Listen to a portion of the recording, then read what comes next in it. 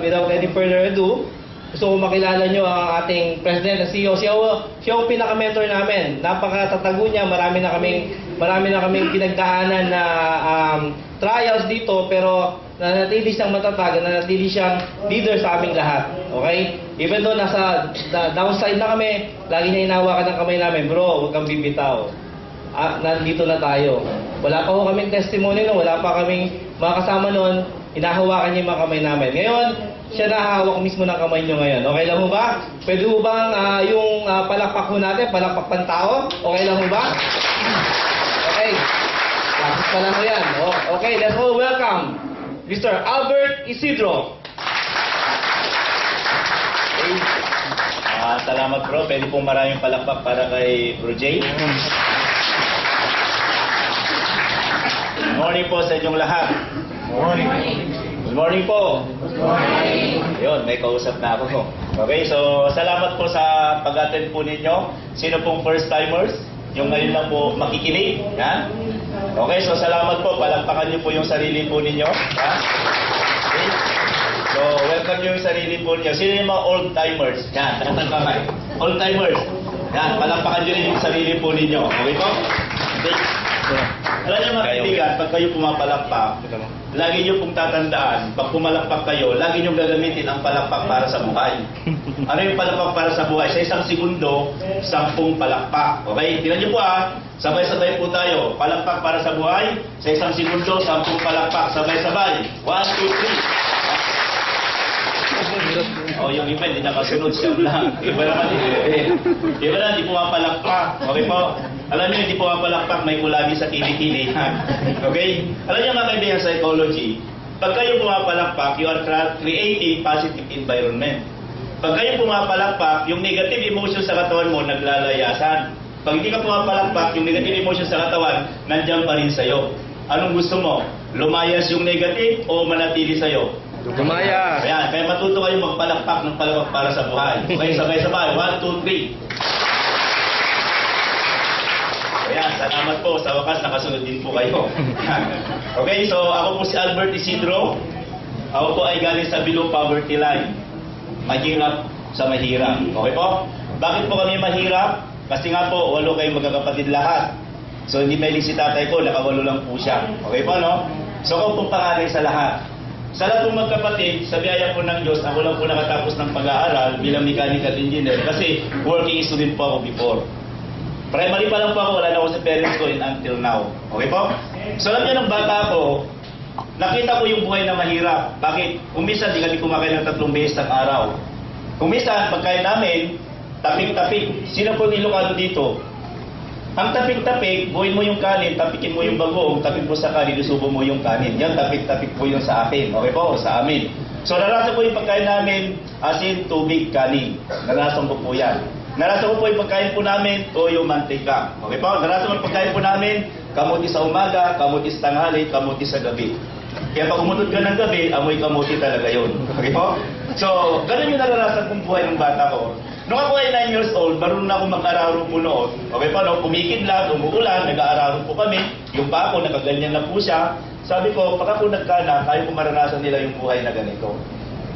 So, alam niyo mga kaibigan, meron akong 2 anak.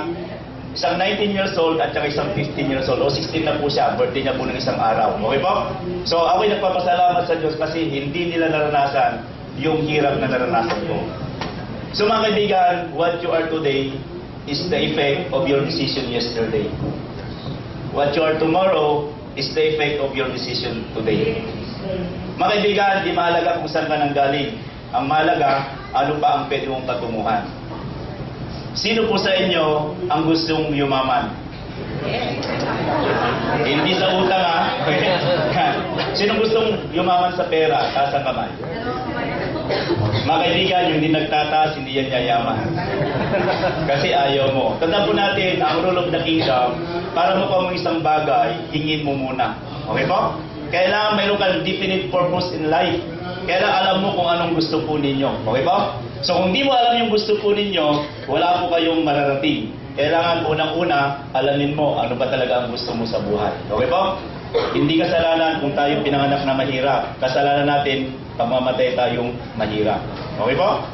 may mga opportunity para bagong buhay po natin. Okay po? Sino sa inyo ang nananalangin, Panginoon, baguhin mo yung takbo ng buhay ko? Taas ang kamay.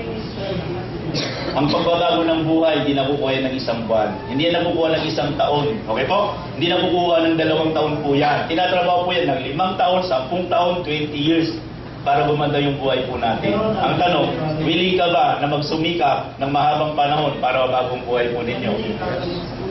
Okay lang po ba kayo? Yes. Okay lang kayo? Ang tahimik po nyo Pwede po bang itian nyo po muna yung katabi po ninyo? Pwede po? Okay, itian nyo yung katabi po ninyo. Sabi nila, laughter is the best medicine. Tama, mali?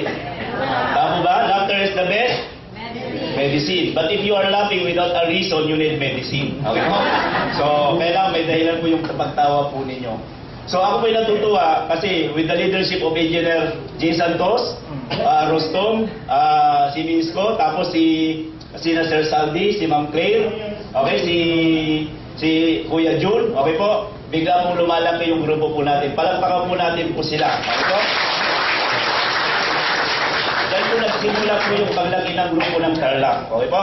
Kasi ako po, lagi ako wala sa Tarlac. Nandun ako sa Mindanao, nasa Cebu po ako, nasa Manila po ako. Okay po? So ngayon, sabi ko sa kanila, kailan lumaki ang Tarlac? Okay po? So makikita, ang paglaki ng isang grupo depende sa mga leaders. Kung magagaling yung mga leaders, okay po, sigurado lalaki po yan. So nakita ko, napatunayan ko, in very short period of time, in a matter of less than 1 month, more or less, o 1 month, okay, gumanda po yung grupo ng Tarlac Province o Tarlac City. Palakpakan po natin po yung mga sakripisyo nila. Okay?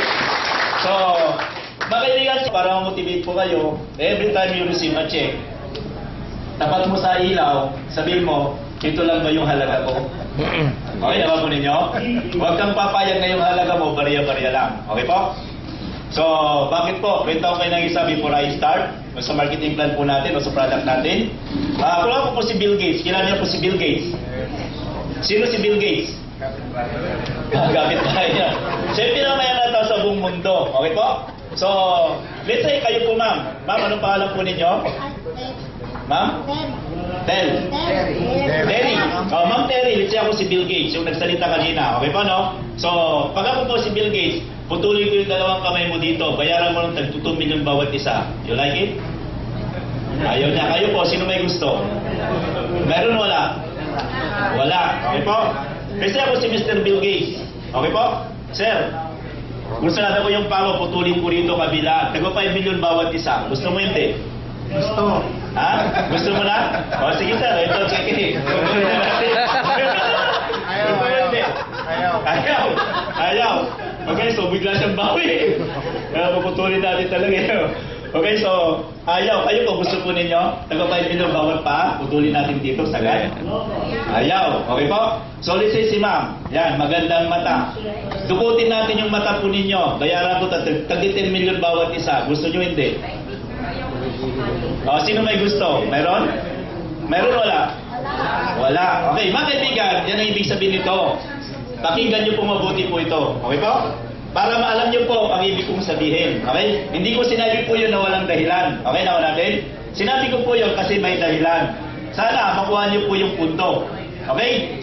Yung kamay mo, tagto 2 million. Magkano po yun? 4 million. Yung paa mo, tagto 5 million. Magkano yun? Magkano na lahat? 14 million. Yung mata mo magkano? 20 million. Magkano lahat? 34 million.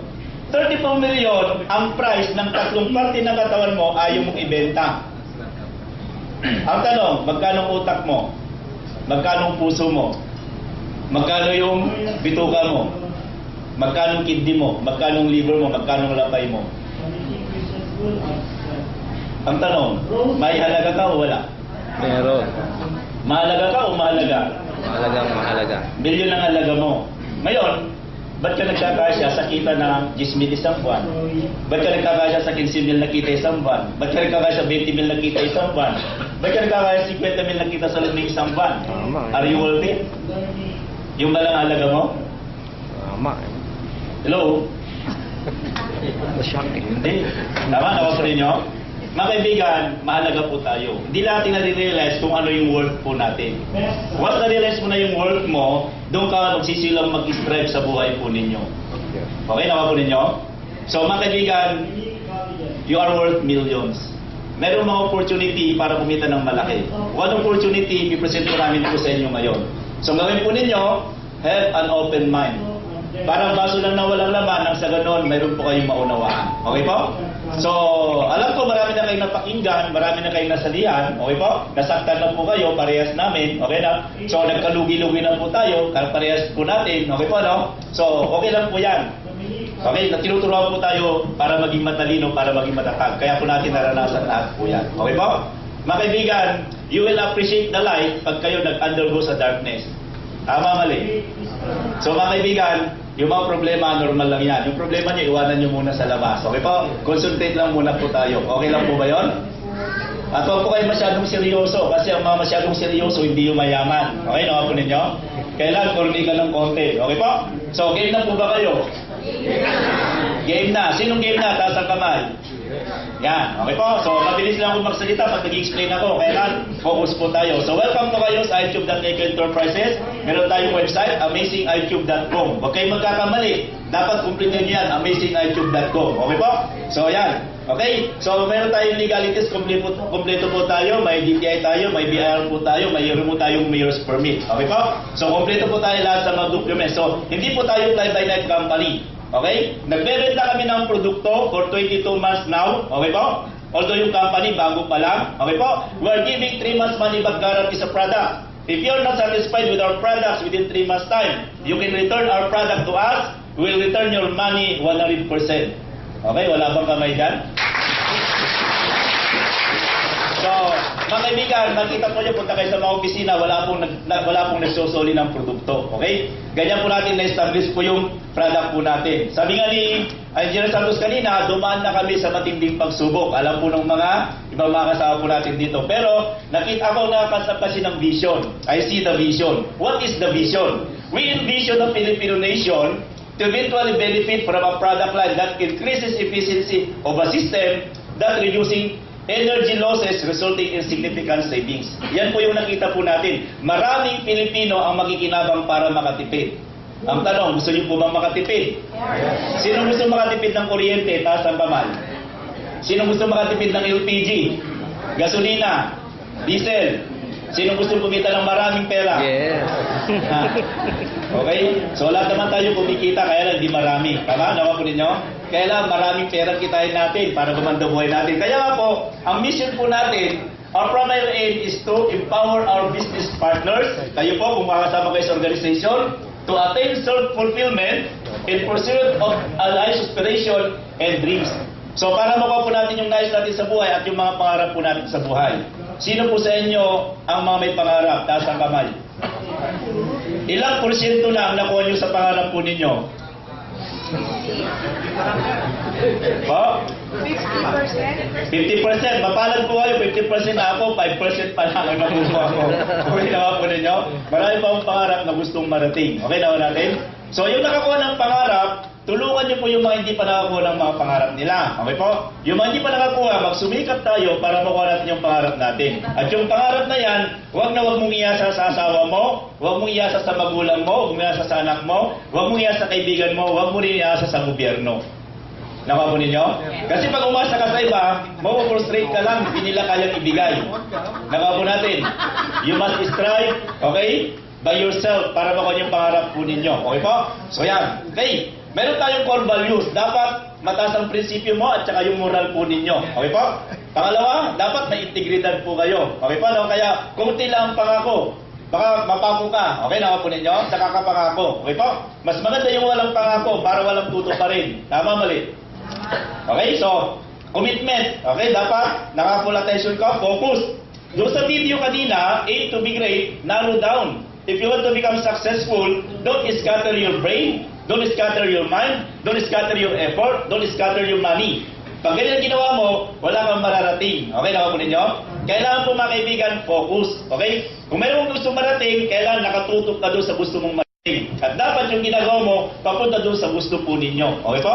Kasi marami tayong gusto, tapos yung ginagawa natin, palayo naman sa gusto natin. Kaya hindi natin nakukuha yung gusto natin. Okay po? Di ba yung maliliit na lang yan, basta mapunta sa gusto mo. Darating araw, makakarating ka rin doon. Okay? So, tapos enthusiasm. Sabi ko kanina, bawal po ang nakasimangot. Okay po? Bawal nakasimangot. Kaya dapat talangiti. Okay lang ba, sir? Yan. Okay po? Tapos trustworthy. Alam nyo, ito, very important po ito. Dapat na pagkakatiwalaan po tayo sa pera. Okay? Di lang sa pera, sa lahat po ng mga bagay-bagay. Okay po? So, especially sa pera. Pag meron po sa inyo nagpabili na kahit anumang bagay at may sukli, kahit piso lang, ibalik nyo po sa tao po na nagpabili. Once hindi mo ibinalik yan, ibig sabihin yan, hindi ka mapagkakatiwalaan. Nakaw po natin? So, kaya tingnan mo yung sarili mo, na pagkakatiwalaan ba o hindi. Okay po? Pag hindi ka nagsusuli ng pera po, na hiniram po ninyo, ibig sabihin hindi ka napagkatiwalaan. Sa Bible po, ang taong masama, okay po, nanghihiram pero hindi nagsusuli. Okay na po natin? So, kailangan isulit po natin kung ano ang piniram po natin. Humingi ka ng tulong sa supply, humingi ka ng produkto, dapat bayaran po ninyo po yan. Okay po? So, nangiram ka ng pera, dapat babayaran po yan. Okay po ba yun? Maliwanag po? Yan. Ang hirap kasi minsan may pambayad na tayo, ayaw pa natin magbayad. Tama, mali? Yan. So, gano'n, kung may pambayad na, magbayad na tayo. Okay po? So, gano'n po yan. Okay, ang product natin hindi lang sa pagtitipid, para sa health and wellness din. Yan. So, sino gustong maging malusog? Yan, lahat po tayo. Okay po? Alam nyo, pag kayo po may cancer, meron kang 5 million, hindi mo pa kinabangan yung 5 million mo. Ang mga ginagawang hospital at saka doktor. Tama?